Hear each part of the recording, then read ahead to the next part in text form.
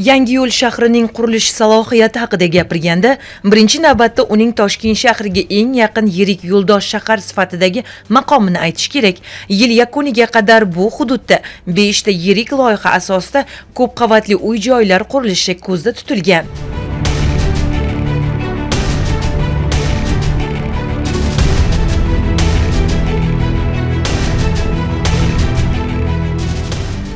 Ko'p qavatli uylarning qurilishi kam ta'minlangan oilalarimiz, ijtimoiy resursda turgan yoshlarimiz, fuqarolarimizga juda qo'l keldi. Sababi barcha tadbirkorlarimiz bu imkoniyatdan foydalangandan so'ng subsidiya asosida hech qanday savollarsiz bu oilalarimizga uylarini ajratib berishmoqda. Kuni kecha Yangiyo'l shahrida chinakam bayram shukuhi hukm surdi.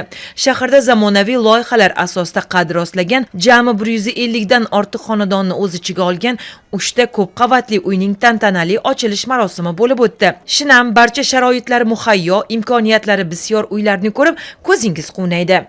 Davlatimiz rahbari tomonidan hozirgi vaqtda uy-joyi sifatli qurish, har tomonlama mukammal qilish, yashil hudud, avtoturargoh, hamma narsalarni barpo qilish prezidentimiz asosiy siyosatlardan biridir.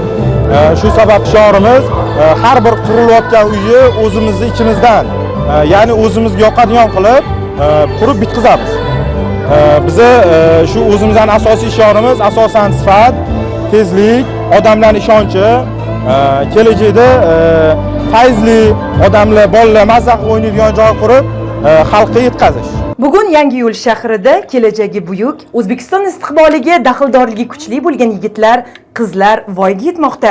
Chunki Yangiyo'l shahrida fayzli xonadonlar o'z egalariga o'z vaqtida topshirilyapti. To'g'rimi? Baxtlimisan? Ha, Baxtli bu yigitim. Tadbirga tashrif buyurgan shahar hokimi yangi uy sohiblarini baxtli kunlar bilan qutlab, xalqimizni yaqinlashib kelayotgan 9-may xotira va qadrlash kuni bilan muborakbod etdi. Hokim o'z nutqida shaharning bugungi yangilanishi va obodligi xalqimizga bo'lgan hurmat va ertangi avlod uchun yaratilayotgan munosib sharoit ekanini ta'kidladi. Davraga nazar tashlasangiz, 3 avlod vakillari bir dasturxonda jam bo'lishdi.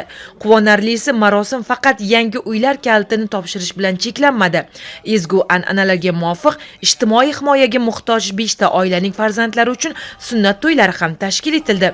Yangi xonadon olgan qo'shnilar va to'y bolalarining shodligi bir-biriga ulanib, shahar ahli uchun unutilmas kun bo'ldi.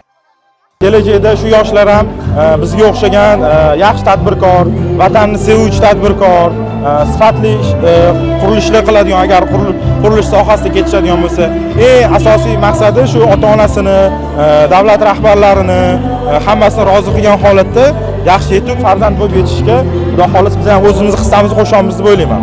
Bu kabi tadbirlar Yangiyo'l nafaqat sanoat va qurilish markazi, balki odamlar qadr baland bo'lgan mehr-oqibatli shahar ekanini yana bir bora isbotladi. Gulruh Husanova, Asalbek Istombekov, Joyda informatsion dasturi uchun.